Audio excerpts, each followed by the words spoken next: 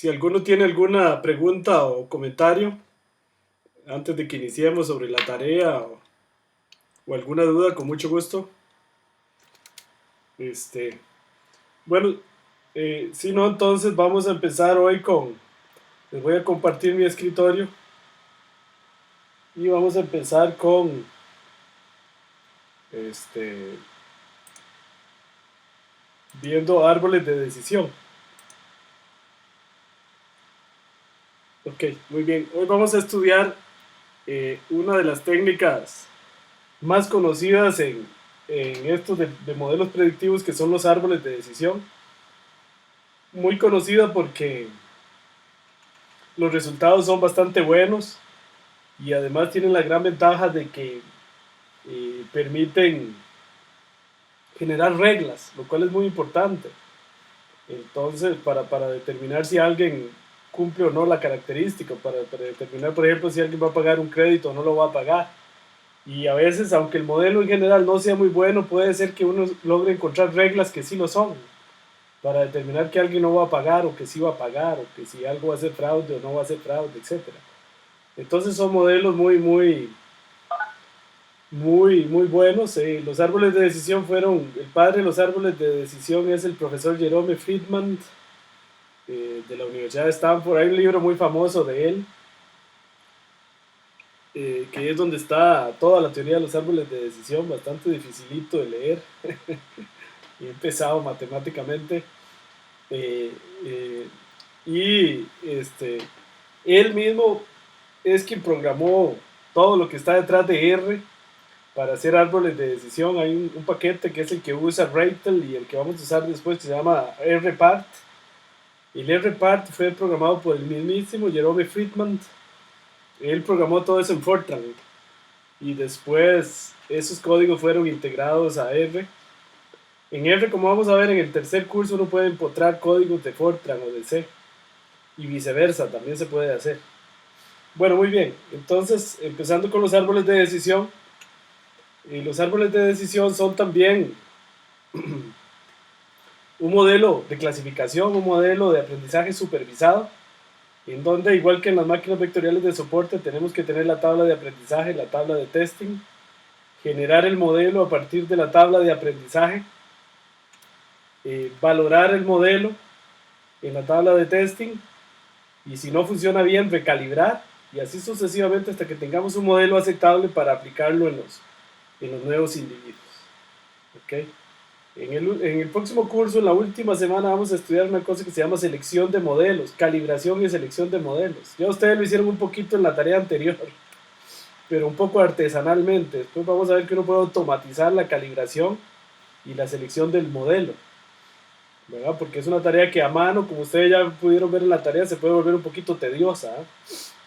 Bueno, un problema de clasificación, ya ustedes saben, es aquel que asigna a cada individuo de la tabla de datos una clase. Hoy vamos a estudiar una función de clasificación que se llama los árboles de decisión. Entonces tenemos que tener una tabla de aprendizaje y una variable discriminante, como esta que ya habíamos visto en el ejemplo de scoring, si alguien es buen o pagador o no, y la tabla de testing, y también tenemos nuevos individuos. Eso sí, todos con el mismo formato en la tabla de datos. Bueno, vamos a empezar explicando los árboles de decisión. Primero les voy a explicar este árbol de decisión que ya fue creado a partir de esta tabla. Luego les voy a explicar cómo se creó. Por ahora, lo que nos interesa es ver qué significa el árbol. Entonces, generalmente los árboles de decisión, por el algoritmo de CART, que quiere decir clasificación and regression trees, que es el algoritmo que inventó Friedman. Por ahí, Marianela, ¿cómo está? Veo que ya se integró. Si alguno tiene el micrófono abierto, si por favor lo cierran, se está metiendo algún ruido. Bueno, un árbol de decisión generalmente, en la mayoría de los casos, son binarios, porque si no el algoritmo se volvería demasiado complejo. Lo primero que uno debe ver cuando uno tiene un árbol de decisión, y tiene que ver mucho con lo que me preguntaba Eric Dennis antes de la clase, es cuál es la primera variable que yo debo escoger, la que mejor clasifica. En este caso se escoge el reembolso. por una razón que más adelante les voy a explicar. Entonces, el reembolso, aquí se hace una regla. Bueno, primero les voy a explicar de qué se trata esta tabla de aprendizaje. Esta es una tabla de la gente que trata de evadir el fisco. Sí es que trató de evadir el fisco, trató de hacer fraude, y no, es que no, lógicamente. Entonces, reembolso, esto es una tabla de datos de Estados Unidos, es la gente que devuelve dinero, que devuelve impuestos. Si fuera en Costa Rica, todo esto sería no. Nadie devuelve nada. Pero allá sí, no hay gente que devuelve dinero. Estado civil, soltero, casado, divorciado, ingresos anuales, $125,000, $100,000, etc. Esas son las variables. Entonces, bueno, si una persona hace reembolso, lo primero que nos dice este árbol de decisión es que de fijo no hace fraude. Ok, entonces ahí ya tenemos una regla. Si no hace reembolso, no hace fraude. Si sí hace reembolso, no hace fraude. Si no hace reembolso, entonces la segunda variable que mejor discrimina es estado civil. Y si estado civil es casado, entonces no hace fraude. Ok, pero si estado civil es soltero o divorciado, entonces como tercera opción usa ingresos anuales. Si ingresos anuales es menor a $80,000 al año, entonces no hace fraude. Pero si los ingresos anuales son mayores a $80,000, sí hace fraude. Entonces aquí tenemos unas reglas. Por ejemplo, ya tenemos una regla para encontrar a quienes hacen fraude. Los que no hacen reembolso, son solteros o divorciados y ganan mayor a $80,000 al año, tienen alta probabilidad de estar haciendo fraude. ¿Ok? Y todos los demás tienen alta probabilidad de no estar haciendo fraude. Bueno, ahora aquí el gran tema es, ¿en qué orden se escogen las variables? ¿Por qué en ese orden? ¿En qué orden, por ejemplo, se separó esto? ¿Por qué soltero y divorciado a un lado y casado al otro? ¿Por qué no solo soltero aquí, casado y divorciado acá, por ejemplo? ¿Cómo se partió esto en $80,000? ¿Por qué no en 100,000 o en 60,000? Bueno, eso es lo que les voy a explicar ahora. Bueno, a partir de la tabla de aprendizaje, cómo el método construye el árbol. Si tienen alguna pregunta, me interrumpen, porque este método requiere un poquito de detalle. Bueno, ¿sí? Una pregunta, ahí a la hora de que define no, sí en las ramas, Sí. ¿define una probabilidad o es simplemente no, sí, categóricamente? Muy buena pregunta. Aquí es no o sí categóricamente. Sin embargo, como vamos a ver más adelante, este no podría ser que no sea un 100% no aquí. Si no, podría ser que aquí hay una probabilidad. 95% de no y 5% de sí quedan en este nodo. Puede ser que no quede completamente puro, usando un concepto que vamos a ver ahorita más tarde. Lo que pasa es que al ser gran mayoría de no, decimos que los que están aquí son no. Pero esa probabilidad en efecto puede ser que no sea tan binario, sino que aquí hay una probabilidad. Y aquí también, digamos, en este sí, puede ser que aquí el 90% son sí y el 10% son no. Pero como la mayoría nos tira, quien cumple esta regla, entonces en un 90% de probabilidad de que haga fraude. Entonces sí se puede determinar esa probabilidad. Muy buena pregunta, Eric, ¿sí le queda claro? Ahorita lo vamos a ver más adelante, cómo Reitel determina esas probabilidades. Incluso aquí no están, pero Reitel las calcula, y R en general. Listo, profe, gracias. Con gusto. Bueno, dado entonces un nuevo individuo como este, ¿qué es lo que se hace? Para saber si es fraude o no, pues se pasa por el árbol, vean. Viene el reembolso, primera variable. Como es no, se viene por este lado. Luego se prueba con estado civil. Como estado civil es casado, se viene por este lado del árbol. Entonces, a este registro le asignamos que la probabilidad más alta es de que no esté haciendo fraude. ¿Ok? Entonces le asignamos un no a este registro. Muy bien. La mayoría de los algoritmos, como estos que hemos visto, usan una lógica que se conoce como top-down, de construir el árbol de arriba hacia abajo. Ese se conoce como el algoritmo de Hunt. Nosotros en particular vamos a usar un algoritmo que se llama CART, CART, que viene de Classification and Regression Trees, que es el algoritmo de Friedman, que es un algoritmo Hunt, pero con algunas particularidades. Bueno, estos algoritmos se basan en la siguiente idea. Si todos los registros de un nodo pertenecen a la misma clase, entonces T es un nodo hoja y se termina. Por ejemplo, si todos los nodos ya son no, ahí para el algoritmo. Si no todos, eso es lo que se llama ser totalmente puro. Un nodo es totalmente puro. Si todos son no o todos son sí. Si todos son fraude o todos no son fraude. Hablando de ese ejemplo. Si todavía el nodo no es 100% puro, entonces se escoge otra variable o atributo para dividir nuevamente el nodo, hacer un split y tratar de hacerlo puro. Y el algoritmo sigue aplicándose hasta que todos los nodos sean puros o sean puros, casi puros, con algún criterio, o hasta que el tiempo de ejecución haya terminado. Ok, vamos a ir viendo esto con más detalle. Vean cómo funciona el algoritmo Hunt. Les voy a explicar acá un ejemplo de cómo se construyó el árbol que vimos antes. Entonces pónganle atención a este ejemplo que es el que explica bastante. Bueno, primero vamos a escoger la variable reembolso.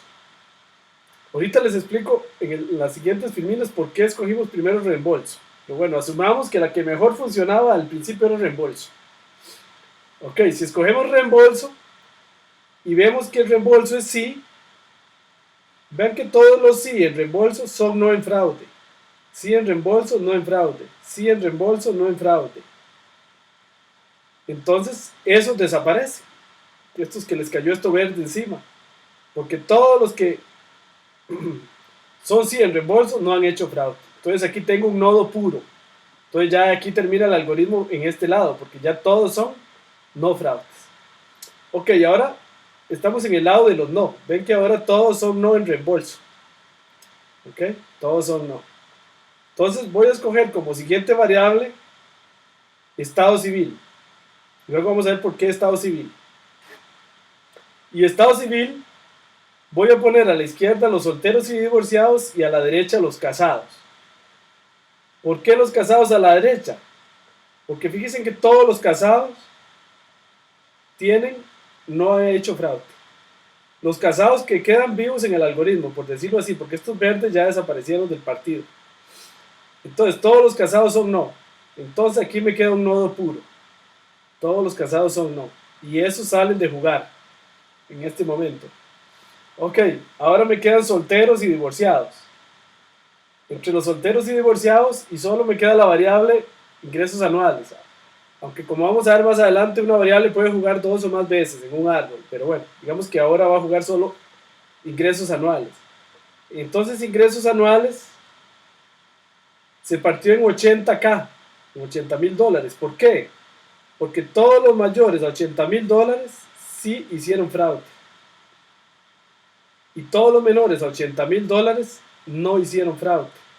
Entonces aquí llegué a 2 nodos completamente puros y el árbol fue terminado de construir. Fíjense que este 80,000 pudo haber sido 70,000 o pudo haber sido 75,000. Sin embargo, se escogió 80,000, que es el centro. Entonces ya tengo un nodo y aquí termina el árbol, porque todos los nodos hoja, todos los del final del árbol son nodos 100% puros. ¿Sí? ¿Sí? ¿Qué pasaría si se le acaban las variables y sus nodos no son puros al final? Muy buena pregunta. Vuelven a entrar las que ya habían jugado. ¿Por qué puede volver a entrar una variable que ya había jugado? Uno puede decir, ¿por qué? Si ya ella hizo todo lo que tenía que hacer. No, porque está sobre otra partición de datos. Puede ser que el reembolso pueda ser importante en estos aquí. Pudiera ser que ella todavía puede aquí clasificar. Entonces sigue así. Aunque también tengo que responder lo siguiente. No necesariamente siempre se puede llegar a nodos puros. O sea, no hay un teorema matemático que diga que esto siempre llega a nodos puros. Llega a los nodos lo más puros posibles. O sea, puede ser que yo me tenga que conformar aquí ya y ni modo. 90% de una clase y 10% de otra. Entonces, lo más puros posibles. Pero sí, una variable, ahora vamos a ver más adelantito que una variable puede volver a entrar también para tratar de purificar más lo que queda. Ujú. Ok, gracias. Ok, bueno, vamos a ir viendo más ejemplos. ¿Alguna otra pregunta? Muy bien. Bueno, aquí respondo un poco lo que me preguntan. Dice cómo aplicar el algoritmo Hunt. Por lo general se lleva a cabo de manera que la separación que se elige en cada etapa sea óptima de acuerdo a algún criterio. Sin embargo, puede no ser óptima al final del algoritmo, es decir, no se encuentra el árbol óptimo como un todo. Aún así, este enfoque computacional es eficiente y muy popular. Esto es interesante, un poquito complicado, pero yo separo cuando estoy en un nodo óptimamente para este nodo, pero eso no necesariamente el árbol que queda al final, pudo haber otro árbol mejor si yo escogía otra clasificación acá o otra variable, otro orden de variables. Sin embargo, el algoritmo es así y no garantiza tener el árbol, el mejor árbol que exista. Pero tener el árbol mejor posible podría ser computacionalmente demasiado caro, entonces por eso es que no se hace. Ok, utilizando el enfoque de optimización aún se tiene que decidir tres cosas muy importantes. ¿Cómo dividiremos las variables? ¿Qué variables o attributes, como se dice en inglés, utilizar y en qué orden? Okay, ¿qué criterio utilizar para seleccionar la mejor división? ¿Cuándo dejar de dividir? Que tiene que ver con lo que me acaban de preguntar, es decir, ¿cuándo el algoritmo termina? Entonces vamos a tratar de responder estas preguntas. ¿Cómo dividiremos las variables? Se tendrá en cuenta solo divisiones binarias, tanto para predictores numéricos como para los categóricos. Esto se explica más adelante, este es el método CAR. Por cierto, este método solo funciona para variables, este, bueno, no, sí se puede aplicar para variables cuantitativas. Él las hace cualitativas internamente. Pregunta 2. ¿Cómo saber que la clasificación es óptima? Vamos a usar una cosa que se llama el error de clasificación, el índice de Gini y la entropía. Ahora vamos a ver más adelante. La pregunta 3 es difícil de responder. ¿Cuándo dejar de clasificar? Hay algoritmos que llegan hasta el final del árbol, hasta lo más abajo que se pueda, y después podan. Eso viene de la poda de árboles, para los que son de los lugares agrícolas. Es decir, cortan ramas. Eh, y otros algoritmos paran en cierto momento. ¿Okay? Ahora vamos a ver que el algoritmo de CART hace podado. Él hace podado, es decir, hay ramas que quedan que son un poco tontas, entonces las corta. Ok. ¿Sí? ¿Alguna pregunta? Bueno, solamente se usarán divisiones binarias. Por ejemplo, aquí si tengo tipo carro, hay deportivos de lujo y familiar. Entonces las voy a dividir así, deportivo, lujo, familiar, o podría ser deportivo y aquí familiar y lujo, la que mejor convenga. Ahorita vamos a ver por qué. Pero siempre binarias. No vamos a hacer clasificaciones en tres ramas, se vuelve muy complicado. Y en las ordinales, en la división siempre hay que respetar el orden. Por ejemplo, aquí pequeño, mediano, grande. Aquí pequeño y mediano y aquí grande. Y aquí mediano y grande y aquí pequeño. Lo que no se puede es aquí, digamos, pequeño y grande y aquí mediano. Tiene que respetarse el orden de la variable ordinal. Y las variables numéricas se dividen por lo general en el punto medio, como hicimos antes. Pero también vamos a ver que el algoritmo de CART, el CART lo que hace es probar y probar hasta que se encuentre el punto donde mejor se divide. Ok. Bueno, entonces vamos a definir qué quiere decir un nodo completamente puro o impuro. Un nodo puro en un árbol intuitivamente es aquel que ya está completamente separado. Es decir, en este nodo ya solo hay de una sola clase. Por ejemplo, nodo, todos son fraudes o todos no son fraudes. Eso se llama un nodo puro. Un nodo completamente impuro es aquel que tiene la mitad de una clase y la mitad de la otra. O si son tres clases, el 33% de cada clase. Eso diría que es totalmente impuro. Porque la clasificación ahí está totalmente como tirar una moneda. Ok, entonces para medir la pureza de un nodo, vamos a usar la siguiente probabilidad. Ok, no se asusten, que ahorita les aclaro este enredo. La probabilidad de J dado T. Esto significa la probabilidad de pertenecer a la clase J estando en un nodo T. Simplemente es, por ejemplo, estando en un nodo, qué porcentajes son de una clase y qué porcentajes son de la otra. Por ejemplo, si el 80% son fraudes y el 20% no fraudes, entonces la probabilidad de ser fraude en ese nodo es del 80% y de un punto 8 y de un punto 2 de ser fraude. Bueno, muchas veces simplemente se usa PJ, que ya le voy a ir aclarando esto un poquito más. Ok, ¿cómo se va a medir si un nodo es puro o no es puro? Matemáticamente se usan los tres siguientes índices: el error de clasificación, el índice de Gini y la entropía. ¿Qué es el error de clasificación? Es 1 menos el máximo sobre J de la probabilidad de J dado T. Ahora les voy a explicar esto con un ejemplo. El índice de Gini es 1 menos la sumatoria de las probabilidades al cuadrado. Y la entropía es un poquito más enredada, es la sumatoria sobre J de la probabilidad de J dado T por el logaritmo en base 2 por la probabilidad de J dado T. Ok, no se asusten. Esto es un poco enredado, pero lo único que quiere decir es que eh, entre, entre, entre más alto el entre más bajo el error, entre más bajo el índice, cualquiera de estos tres, más puro es el nodo. Ok, entonces uno calcula este índice y si da 0 es porque tengo un nudo completamente puro. Ok, si da 0. Vamos a ver un ejemplo para que les quede claro eso. Digamos que tenemos este árbol. Aquí está la clase padre y hay 3 nodos. Aunque usamos clasificación binaria, aquí voy a explicar con 3 nodos. El nodo 1, que es este, hay 0 de la clase 1 y 6 de la clase 2. O sea, este sería un nodo completamente puro, porque está bien separado, ¿verdad? Solo hay de la clase 2. El nodo 2 es bastante puro, porque hay 5 de la clase 2 y 1 de la clase 1. Es bastante puro, pero no 100% puro. El nodo 3 es bastante impuro, porque hay 4 de la clase 2 y 2 de la clase 3. Si fueran 3 y 3, es 100% impuro, porque está totalmente distribuido. Ok, entonces vamos a calcular los índices aquí.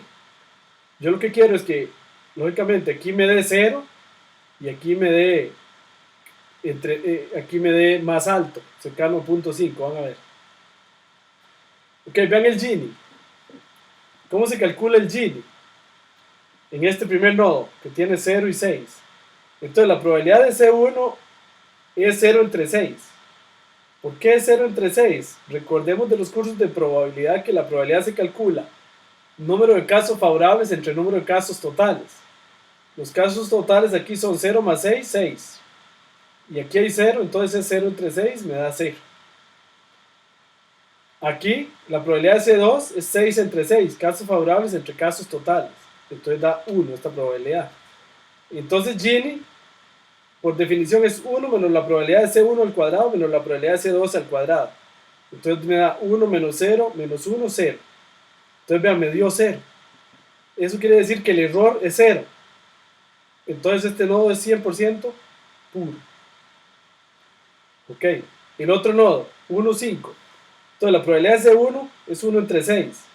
La probabilidad de C2 es 5 entre 6. Entonces el Gini de este nodo es 1 menos 1 sexto al cuadrado menos 5 sextos al cuadrado igual 0.27.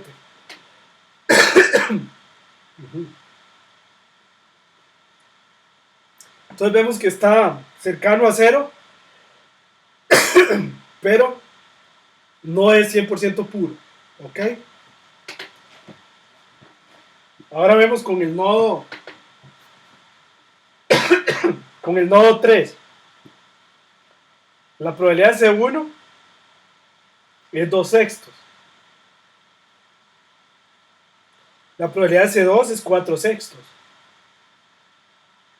El Gini es 1 menos 2 sextos al cuadrado, perdón, menos 4 sextos al cuadrado.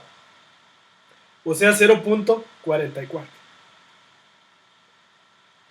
Entonces vemos que este nodo es más impuro. ¿Okay? ¿Alguna pregunta hasta ahí?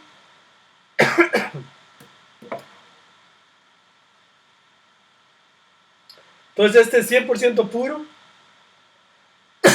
bastante puro y un poquito más impuro. ¿Ok? Si fuera 3 y 3, esto da 0.5, que es lo más alto que puede ser G. Ok, usando la entropía, igual, la entropía para este nodo totalmente puro me da 0. Para este nodo bastante puro me da 0.65. Y para este nodo, que es más impuro, 0.92. Ven, aquí, igual. En la entropía, si fuera 3, 3, daría 1. En la entropía lo máximo que puede dar es 1. Y lo mínimo 0. Ok. Para el error de clasificación, que es el más fácil de calcular, porque es 1 menos el máximo de las probabilidades, igual da 0 aquí, en este que es 100% puro, da 0.16 en este que es bastante puro, y da 0.33 en este que es más impuro. Ok, bueno, aquí está gráficamente los tres índices. Aquí vemos que la entropía varía entre 0 y 1, el Gini entre 0 y 0.5 y el error de clasificación entre 0 y 0.5. Entonces lo ideal es que sea 0, 100% puro. En este caso, en Gini y error de clasificación 0.5 si son impuros, 100%. Perdón, que con esta tos que me tengo. Y en entropía 1 si es 100% impuro. Ok, entonces estos índices me permiten encontrar la impureza de los nodos. ¿Alguna pregunta hasta ahí?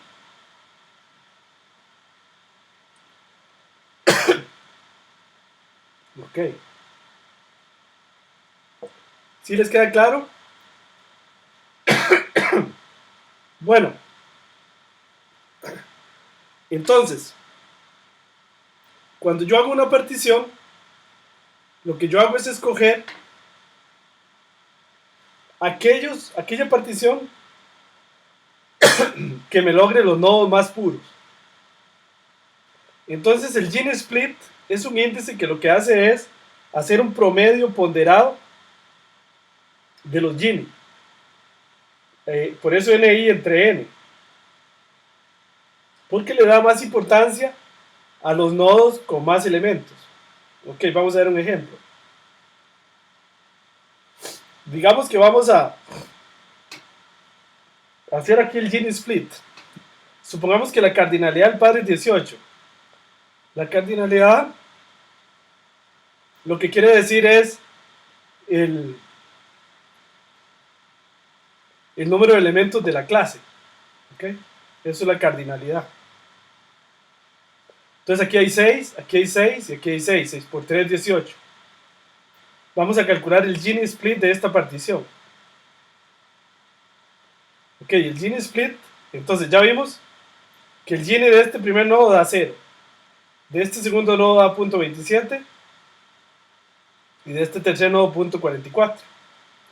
Entonces el promedio ponderado, aquí los tres tiros es 6 entre 18, porque los tres nodos tienen 6 elementos. El promedio ponderado da 0.24. Eso es lo que es Gini Split, es hacer un promedio de los nodos. Eso sí, un promedio ponderado. ¿Ok? Igual con la entropía, yo puedo hacer un promedio de las entropías ponderadas o un promedio del error de clasificación ponderado. ¿Ok? Muy bien. ¿Alguna pregunta hasta ahí? Bueno, entonces lo que yo quiero aquí es maximizar la información ganada, donde la información ganada es el Gini del padre menos el Gini del hijo, ¿ok? O lo que es igual que eh, digamos, el índice de Gini aquí sea máximo, ¿ok? Bueno, de, voy a voy a salir un momentitito para tomarme un jarabe para ver si se me quita la tos. Perdón un momentito.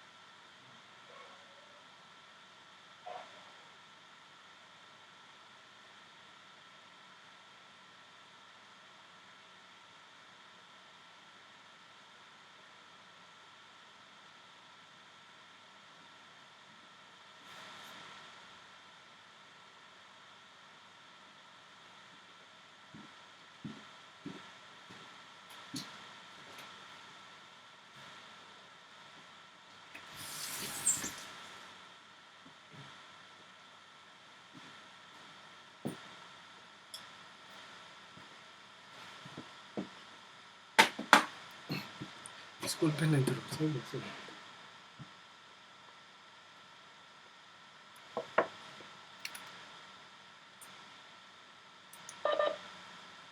Bueno, disculpen ahí la interrupción.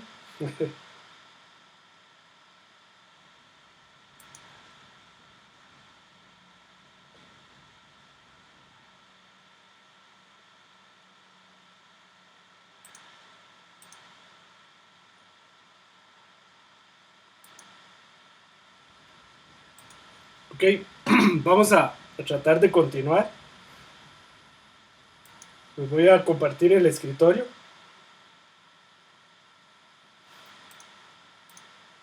Bueno, ok.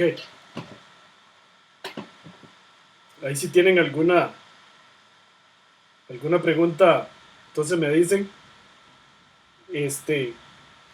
Bueno, como les decía, eh, entonces, si me escuchan por ahí están, ok, sí. Uh-huh. Bueno, como les decía, entonces la información ganada es, digamos, el índice de Gini split, el promedio, menos el Gini split del padre. Por ejemplo, si los nodos todos fueran totalmente puros, esto daría 0. Entonces esto sería muy grande. Entonces se ganó mucha información. Si esto es muy grande, entonces esto tiende a ser 0. Es equivalente maximizar la información ganada a minimizar el Gini split, cualquiera de las dos cosas que uno diga. Les voy a hacer un ejemplo para que esto se les aclare. Vean, entonces, vean este ejemplo. Digamos que tenemos un nodo padre, donde 7 son de la clase C1 y 3 son de la clase C2. Y el Gini aquí es de punto 42. Entonces, tengo dos nodos, una división en dos nodos. Este nodo 1 es puro, 100% puro. 3 de la clase C1, 0 de la clase C2. Este nodo 2 tiene 4 de la clase 1 y 3 de la clase 2. Entonces, El Gini de esta clase es 0. ¿Por qué? Porque es 100% puro. Y el Gini de esta clase, que es bastante impura, es 0.49. Entonces el Gini split es 3 décimos por 0 más 7 décimos por 0.49. ¿Por qué 7 décimos? Porque aquí hay 7 y aquí hay 3. Entonces esto es un promedio ponderado. Entonces este Gini split da 0.343. Entonces la información ganada es el Gini del padre, que era 0.42, menos el Gini split, que es 0.34, entonces da 0.077. Esa sería toda la información ganada, ¿ok? De pasar de aquí a pasar de aquí. Bueno, muy bien. Entonces ahora sí, ¿cómo se escoge la mejor división? Digamos que yo tengo un árbol ya. Yo quiero decidir si escojo la variable A o la variable B para seguir dividiendo el árbol. La variable A me produce esta división y la variable B me produce esta división. El Gini aquí me da 0.37 y el Gini aquí me da 0.48. Entonces, lógicamente yo me quedo con este.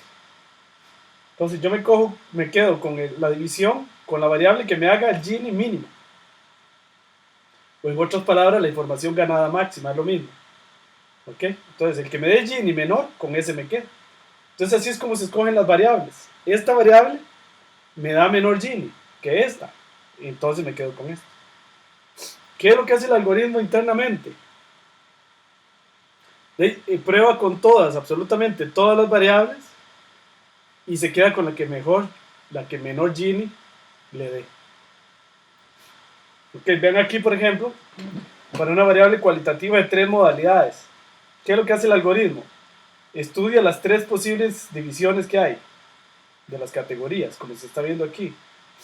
Hace el Gini, aquí le dio 0.16, aquí 0.163, perdón, 0.167, 0.468. Este es el que le da mejor, pero el algoritmo de CAP no acepta divisiones en 3, entonces se queda con esta, que es la menor de las divisiones binarias. Ok, se queda con esta. Esa es la idea.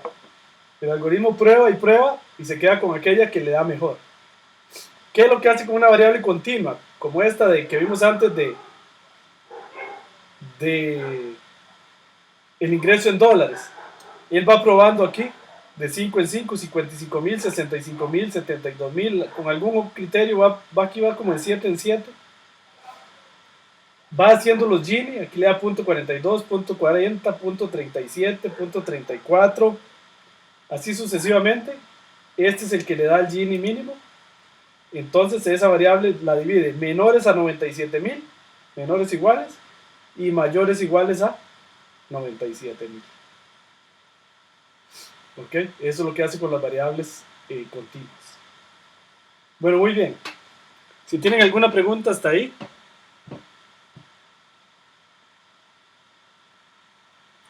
Ok, bueno. ¿Sí? La tradición en este caso de las variables cuantitativas, y en el ejemplo que puse anteriores, es básicamente para que quede la misma cardinalidad en cada elemento, en cada grupo. Sí, es muy probable que sí, tienes razón, Fabio. Aquí sí, como que no se dividió uniformemente. Sí, correcto. Entonces, probablemente el criterio que se usó, aquí en el fondo lo que se hizo fue la variable cualitativa. Es que fueran la misma cantidad en cada nodo. De hecho, así es, ¿verdad? Todas tienen 7 nodos. Sí, muy buena pregunta, Fabio. Ven que cada nodo tiene 7 elementos. Entonces se usó el criterio para partir aquí que quedaran la misma cantidad de elementos en cada nodo. Es una manera, también pudo haber sido en el eje X, ¿verdad, Fabio? Pero esto funciona mejor. Claro, esto, Fabio, es más caro computacionalmente, ¿verdad? Sí, porque hay que hacer el cálculo, ¿no? Todo. Ajá. Sí, sí, eso es más caro. Normalmente los algoritmos usan una división en X y no en Y, pero sí, sí, esta funciona mejor aún porque quedan más equilibradas las clases. Correcto. Ok, bueno. Ajá, sí, Fabio. No, gracias. No, Ok, con gusto, Fabio. Bueno, ahora entonces sí, vamos a ver por qué en esta tabla del primer ejemplo de hoy se escogió el reembolso como primera variable. Vean que el reembolso en sí me quedan 3-0. 3 no hicieron fraude, pero sí, todos no hicieron fraude. Entonces 3-0. De los no, 4 no hicieron fraude y 3 sí hicieron fraude. Entonces me queda así. Entonces, si yo hago Gini split, como les explicaba antes, Gini split me da punto 0.994. Ok, ahora ¿qué es lo que hago? Voy a probar con estado civil. ¿Qué pasa si uso estado civil? Estado civil parte así, soltero y divorciado y casado. Aquí habría que probar con las 3 opciones, ¿verdad? Pero bueno, digamos haciendo solo esta, las 3 opciones de dividir esto. Me queda este puro y este 100% puro y este 100% impuro. Bueno, aquí Gini split da punto 3. ¿Ok? Ahora vamos a probar con la variable ingresos anuales, partiendo en 80K. Aquí también habría que ir a partir un montón de veces a ver cuál, pero bueno, partiendo en 80K, el Gini split me da punto 34.3. Entonces fíjense, ingresos anuales da Gini 34.3, estado civil da punto 3 y reembolso da punto 0.994. Entonces claramente el reembolso es la que logra un Gini menor. Entonces por eso la primera variable que se escoge es reembolso. ¿Ok? ¿Les queda claro? Eso es muy importante, ¿verdad? Esta es la base del algoritmo, porque eso se sigue aplicando. Porque una vez que estamos aquí, perdón, voy para atrás, luego para seguir, este ya 100% puro, aquí para el algoritmo. Y para seguir aquí, igual, me voy y pruebo con estado civil, ingresos anuales. La que me dé más pura es con la que sigo, y así sucesivamente. Bueno, la pregunta 3, ¿cuándo dejar de dividir? Esta es una difícil pregunta ya que implica una sutil selección de modelos. La idea sería controlar el error de clasificación, el índice de Gini o la entropía en un conjunto de datos de prueba de manera que se detendrá cuando el índice que se selecciona comience a aumentar. Otro método que es el que usa el método de CART, de Classification and Regression Trees, es la poda. El método CART llega hasta el fondo del árbol, por decirlo de alguna manera, y después corta las ramas que no aportan mucho al modelo. ¿Ok? Este es el algoritmo de CART en general, el que les explicaba antes. Para un nodo se hacen los siguientes pasos.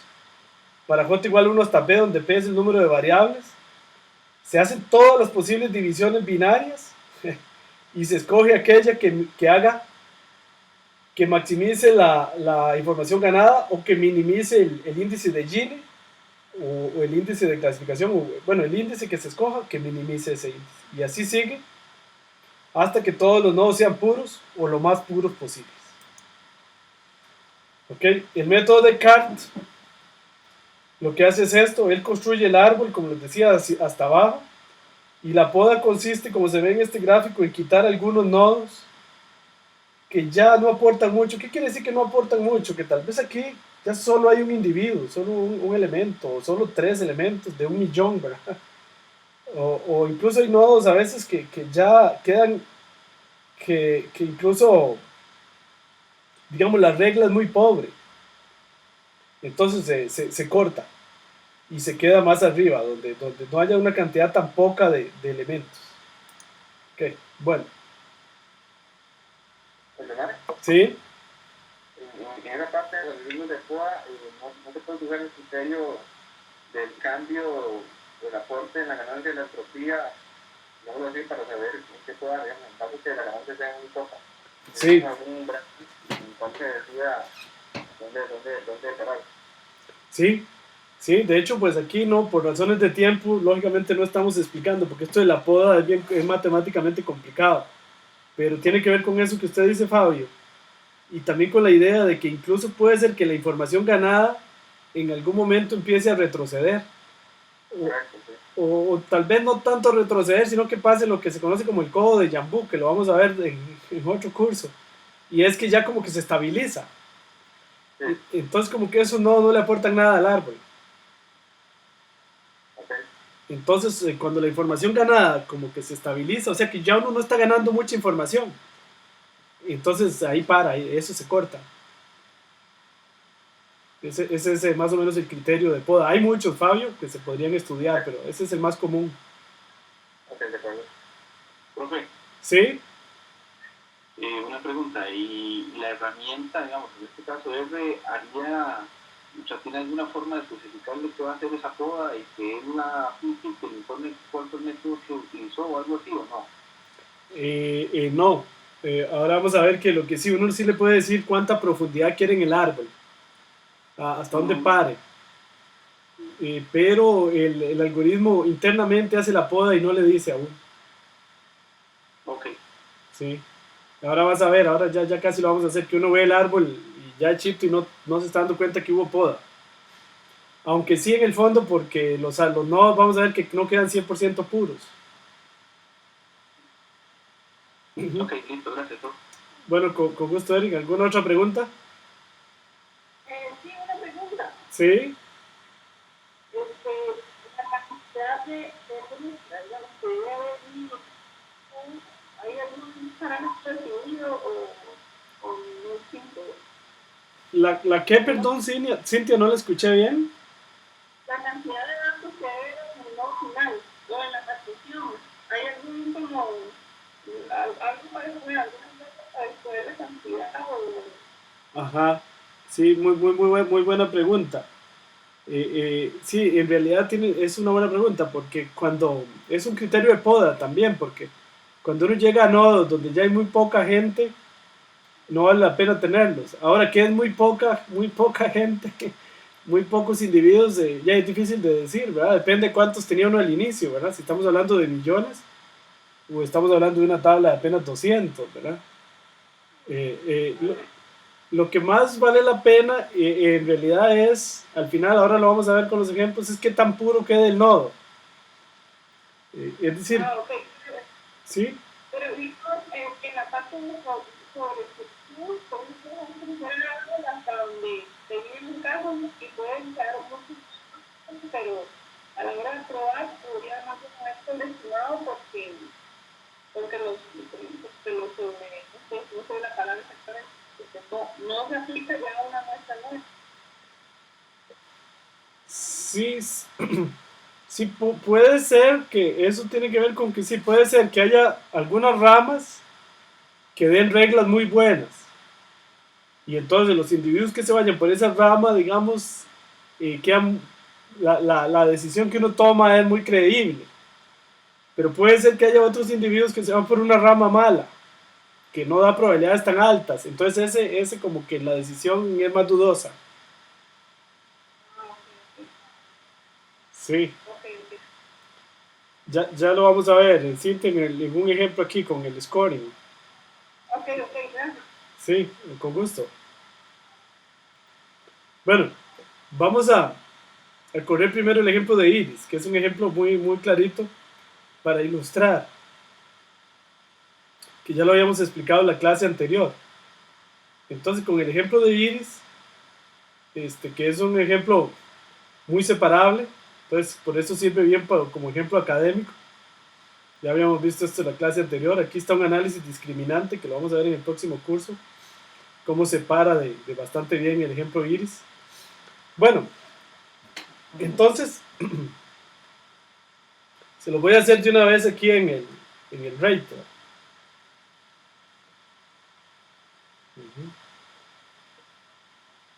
Ok, vamos a ver qué se hizo la barra de herramientas. Aquí la tengo.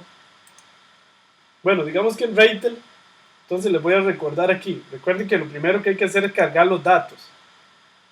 Entonces me voy a ir a cargar a los datos de Iris.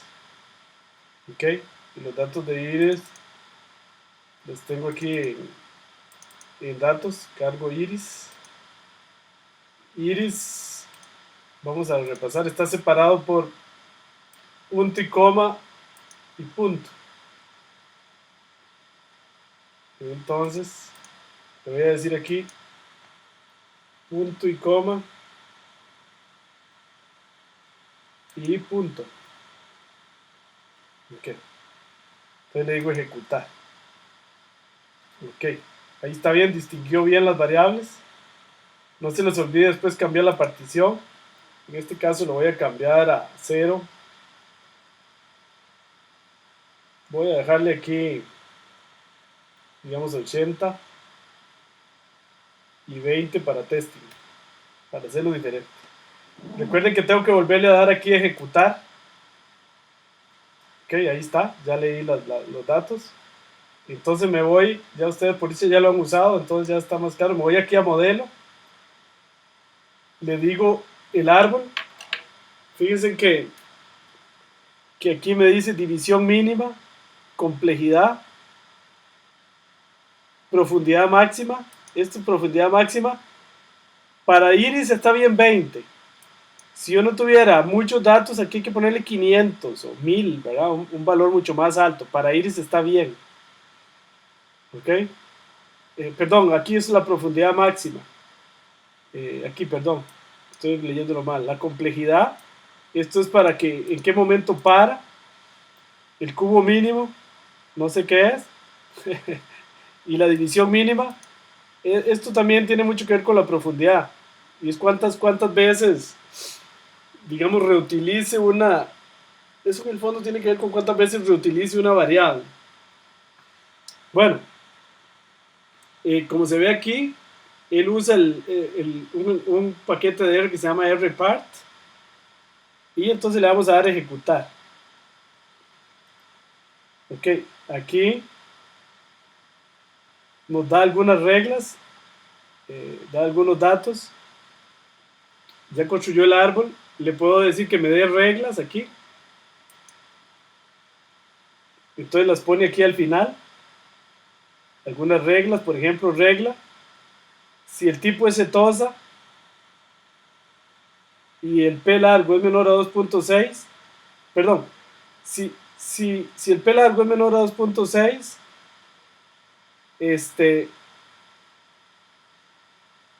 el covered quiere decir que el 38% de los datos están ahí. Esto es en total y esto es en, perdón, el 32% y esto es en números absolutos. El tipo va a ser setosa. Se lo voy a mostrar aquí en el árbol. Es más fácil leer la regla en el árbol. Aquí lo dibujo. Debe haberme quedado aquí atrás. Aquí está el árbol. Ok, vean el árbol. Ok, aquí es más fácil de explicar. Entonces vean. Acá la primera regla que tengo es que si pétalo largo es menor a 2.6, si es sí, hay una seguridad de 100% de que sea setosa. Ven, la probabilidad es 1. Aquí hay 100% de cetosas, 0% de versicolor y 0% de virgínica. Y aquí cayó el 32% de la población. Es decir, esto es una regla muy buena. Si P largo menor a 2.6, de fijo es setosa. Ahora si no, esta es la otra regla. Si no, entonces se viene aquí, si es versicolor, perdón, si no, entonces va a ser versicolor. Aquí está el 68% de la población. Y aquí lo que me está diciendo es que más bien la mitad van a ser versicolor y la mitad virgínicas y ya el 0% van a ser cetosas. Aquí el orden es setosa, versicolor, virgínica. Entonces, acá si P largo es menor a 4.8, si es sí, siempre a la izquierda es yes y a la derecha no, en este sistema. Entonces va a ser versicolor, con una probabilidad de un 97%. Ven que este nodo no es 100% puro, pero es bastante puro. Entonces, si cae aquí, yo digo que es versicolor. O si quieren decirlo más fino, bueno, con un 97% de probabilidad es versicolor. Y aquí cayó el 31% de la población. Ok, ahora, si el pétalo largo no es menor a 2.6, si si el pétalo largo, ven que aquí usó 2 veces la misma variable, pero sobre otra partición. Si no, digamos como que partió, esta variable es continua, como el que la partió en 3 intervalos. Si no es menor a 4.8, entonces es virgínica. Eso sí, con una probabilidad de 89%. Entonces vean que esta es la regla mejor de todas, porque me da 100% de certeza. Esta regla es casi perfecta, pero no perfecta. Y esta otra regla es la más, digamos, la más malita, aunque no tanto, ¿verdad? ¿Les queda claro ahí cómo leer el árbol?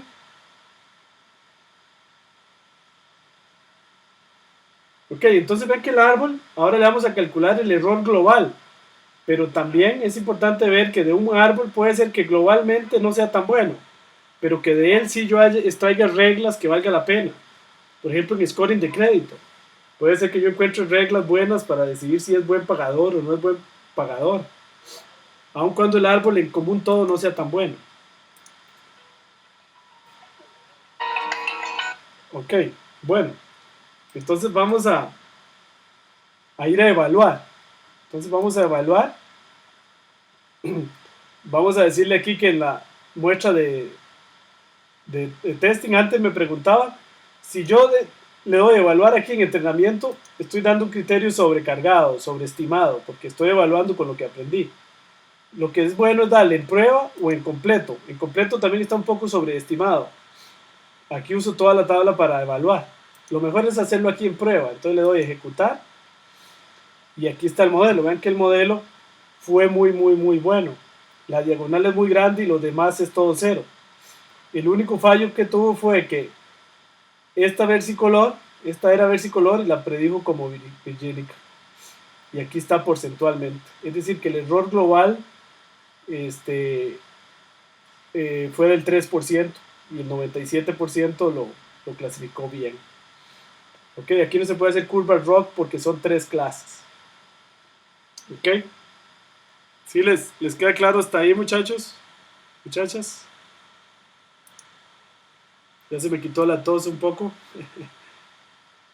Ahí están las dos Cintias que tenemos en el curso. Lisbeth, Luis, ahí están todos. Muy bien. Ok, muy bien. ¿Alguna otra pregunta? ¿Alguna pregunta? Bueno, entonces eso está explicado aquí en la presentación. Ok, aquí están las reglas. Vamos a hacerlo con el ejemplo de scoring. Ok, aquí recuerden que tenemos 2 archivos, tabla de aprendizaje y tabla de testing. Ok, entonces vamos a hacer el ejemplo ok.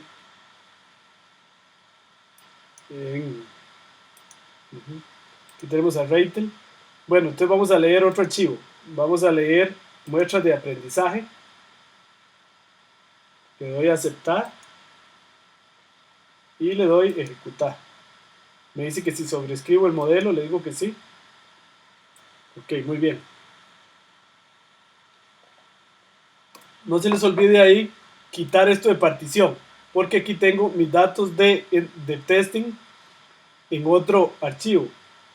Y vamos a ver cómo era la separación en la muestra de scoring, es punto y coma y punto también.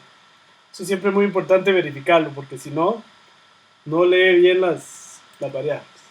Punto y coma y punto. Ok, le doy a ejecutar nuevamente.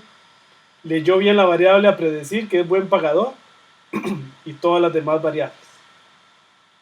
Ok, muy bien. Entonces me voy a modelo. Le doy a ejecutar. Le voy a poner aquí, como este ejemplo es más grande, le voy a poner ahí está bien, división máxima. Le voy a poner en profundidad 300 para que haga un árbol más grande. Ok. Va a correr el método de CART. Ok. Entonces le voy a dar a ejecutar. Ahí está el árbol. Le puedo decir que las reglas, y aquí me tira las reglas. Por ejemplo, que hay una regla. Si va a ser buen pagador, no va a ser buen pagador, sí. El coeficiente crédito avalúe menor a 11.5 y el grado académico es menor a 1.5 y el coeficiente crédito avalúo mayor a 3.5. esto se podría leer como que el coeficiente crédito valor está entre 11.5 y 3.5. Ok, bueno, ahí está el árbol, ahí están las reglas. ¿Qué más está interesante aquí? Ok, lo voy a dibujar. Ahí está el árbol. Este cuesta un poquito verlo, ¿verdad? Porque... ok. Entonces vamos a tratar de leer alguna de las reglas.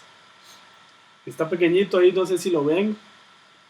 Dice, si coeficiente crédito avalúo es menor a 12, creo que aquí es a 12, punto 12, que no se ve bien. Si es sí, bueno, por ejemplo, si es no, y si el grado académico es mayor o igual a 1.5, si es no, entonces tenemos una regla de que sí va a ser buen pagador. Y en esta regla, el 97%, ven que los azules son nodos dominantes por el sí, y los verdes son nodos dominantes por el no. Entonces aquí tenemos una regla que me da una certeza, un 97% de un buen pagador. Que el crédito, coeficiente de crédito valor menor a 12, grado académico mayor o igual a 1.5, de fijo es buen pagador con una probabilidad de punto 97. Y además aquí está el 43% de la población. O sea, esto es una regla bastante buena. Una regla para el no, digamos, coeficiente de crédito valor menor a 12, si es sí. Si el grado académico es menor a 1.5, si es sí. Si el coeficiente de grado académico es mayor o igual a 0.5, o sea, si es sí, entonces tenemos una buena regla para no pagador, con un 94% de probabilidad de que no sea buen pagador. Aquel que tiene coeficiente de crédito a volumen mayor a 3.5, grado académico menor a 1.5 y coeficiente de crédito a volumen menor a 12, el que cumpla todo eso tiene alta probabilidad de no pagar el crédito. ¿Okay? ¿Alguna pregunta de este árbol? Vean que aquí se responde mucho lo que algunos de ustedes me preguntaban. Ninguno de estos es puro. Sin embargo, ahí el algoritmo terminó o cortó. Aquí pudo haber seguido dividiendo, pero no valía la pena. ¿Sí? Sí, en el no que está al lado izquierdo, el 94% es de que no, de que sí. Más a la izquierda. Este nodo. El 90, sí, el 94% es de que no. Sí, o sea, el 94% de las personas que cayeron en este nodo no pagaron el crédito, no van a pagar el crédito. Y aquí está el 8% de la población global. Ok, listo, gracias. Sí, sí, con gusto, Eric, Denis. ¿Alguna otra pregunta? Sí, los noditos, entre más azul, más al sí, y entre más verde, más al no. Y a la derecha está el sí y a la izquierda el no. Ok. ¿Sí? ¿Alguna otra pregunta? Ok, bueno. Entonces aquí, evaluando el modelo, vamos a ir a ver globalmente cómo está el asunto con este método. Vamos a calcular la matriz de error, pero vamos a ir a traernos el archivo de testing, la tabla de testing. Entonces voy a traerme la tabla de testing.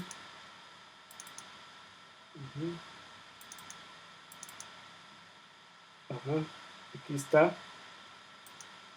Recuerden que la tabla de testing siempre tiene que tener el mismo formato que la tabla de training. Ok. Entonces aquí le voy a decir que ejecute. Ok, entonces vean que el error global es del 5%, o sea que la predicción global es buena, es del 95%.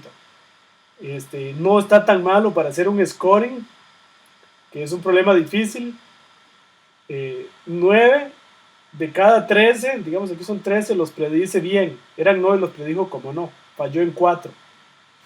Y en el sí lo hace muy bien. En el sí el 85 de 86 los clasifica bien. Y en el no 9 de 13 los clasifica bien. Ok.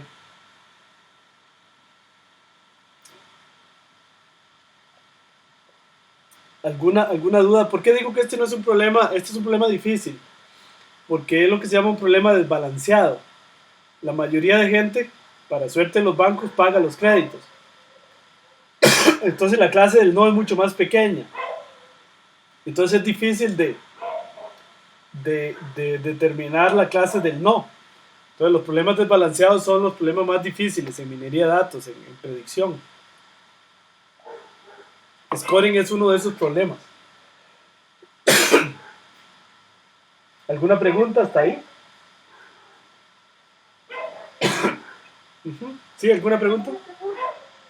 ¿Sí? Yo no quiero una vez, o sea, casos desbalanceados, como en este caso, uno puede usar algo como las probabilidades a priori. Yo no había oído yo sobre mía, pero ¿es se puede usar o como para usuarios de manera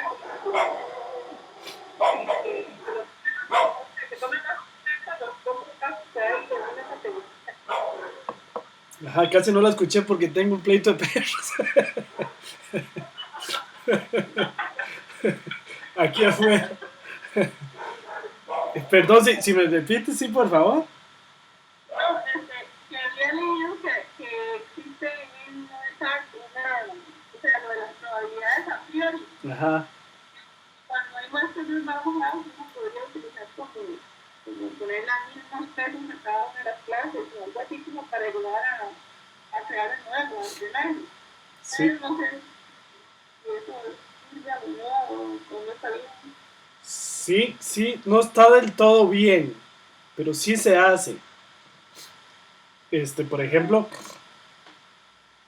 Fabio que está por ahí sabe que cuando uno, el problema de detectar si una transacción es fraude en tarjetas de crédito, por ejemplo, que es todavía mucho más desbalanceado. Usted tiene 50.000 transacciones que son no fraude y solo 3 que son fraude.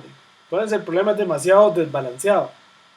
Entonces uno cambia la proporción. Cambia la proporción para tratar de que el modelo aprenda. Pero siempre ahí hay como un cierto engaño. Ok, pero después de una el punto 5 y punto 5 eran dos clases. Y yo tengo dos categorías y las hago, digamos, de igual cantidad. Después no tengo que devolver, digamos. Sí. Yo que realmente era punto 9 y punto 1 y pues 5, no debería como devolver algún manera. Sí, lo que pasa es que esa de vuelta no es tan clara cómo se hace. ¿Verdad? No es como tan lineal la cosa. Sí, entonces no. Sí se hace, pero no es muy, como muy claro. En los métodos más adelante vamos a ver los métodos de potenciación.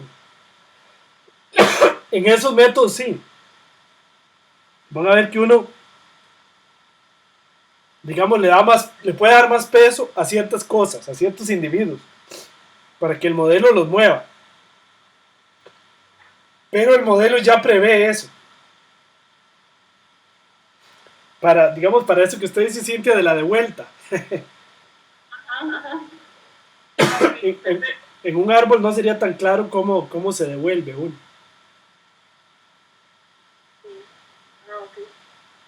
Uh-huh.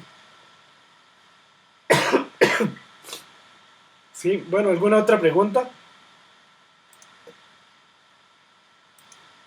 Sí, muy buena pregunta, Cintia, porque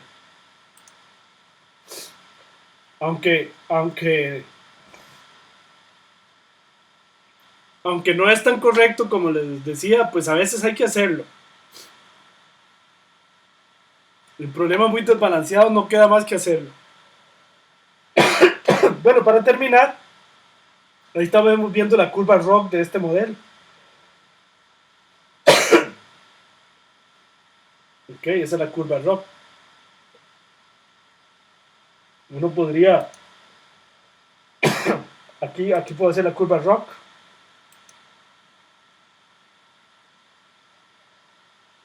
Ahí está la curva de ROC. Y ya podría ir a modelo. Vamos a correr máquinas vectoriales de soporte también, que ya habíamos visto la clase anterior. Ahorita me voy a modelo. Y aquí está la curva ROC para RPart y para máquinas vectoriales de soporte. Pareciera que es un poquito menor los árboles de decisión que las máquinas vectoriales de soporte en este ejemplo. Ok, muy bien.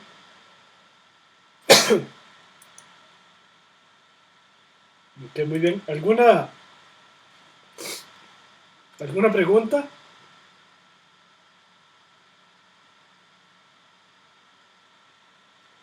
Si tienen alguna pregunta o comentario. Ok, bueno. Entonces, si no lo dejamos por ahí por hoy, ahí hay una tareita para de hoy en 8. Este método es uno de los más difíciles que vamos a ver en la tarea. Viene un ejemplito ahí al principio. Voy a buscarla para que ustedes hagan los cálculos a mano. Una pregunta. ¿Sí? ¿Esa curva de ROC es la misma curva conocida como curva de Lorentz? No estoy seguro, usted sabe. Ok, voy a revisar los calculillos, por ahí creo que tengo la fórmula. Sí, es que bueno, yo no les he explicado muy bien qué es la curva de ROC. Porque aquí en Reiter no es fácil. En el próximo curso les voy a explicar bien cómo se calcula la curva de ROC a mano. Y ustedes más bien me van a decir si es la misma, porque yo no recuerdo bien qué es la curva de Lorentz. Voy a revisar yo también, Lisbeth. Ok, voy a sacar la formulilla, por ahí la debo tener, para ver si es la misma. Y sí, yo en el próximo curso les voy a explicar exactamente qué es la curva de ROC, porque la curva de ROC tiene que ver con la ley de probabilidad y con algunas cosas que aquí en Reitel no quedan completamente claras. Por ahora lo que sí les puedo decir es que la curva de ROC lo que marca es eso, ¿verdad? Entre más, compartiendo de nuevo el escritorio, entre mayor sea el área bajo la curva, mejor es el modelo, como estamos viendo ahí. Pero todavía yo no les he explicado bien qué quiere decir estos números en el eje X. Esto es una curva paramétrica, pero van a ver que en el próximo curso yo voy a construir unas, digamos, más a pie, para que vean exactamente qué quieren decir estas cosas.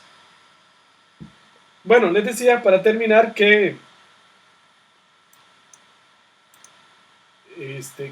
en la próxima tarea, vamos a ver, vamos por la tarea número ¿qué?